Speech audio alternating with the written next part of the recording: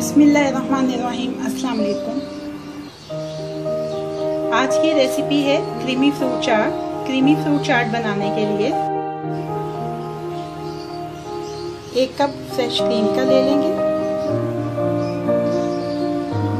आधा cup condensed milk स्वीटन। दोनों चीज़ों को आपस में अच्छी तरह से मिक्सअप कर लेंगे।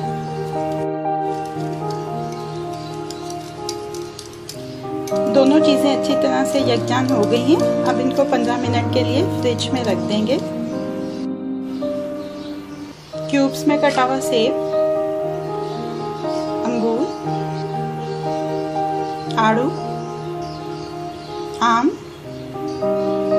केले, अनार, tin pack fruit cocktail, chaat masala, अच्छी तरह से मिक्स कर लेंगे इसको। तमाम फल मिक्स हो गए हैं बीच में अच्छी तरह से। अब इसमें क्रीम शामिल कर देंगे।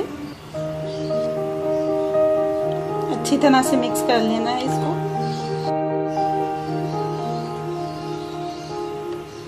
क्रीमी फ्रूट चाट रेडी हो गई है। अब इसको सर्विंग बाउल में शिफ्ट कर लेते हैं।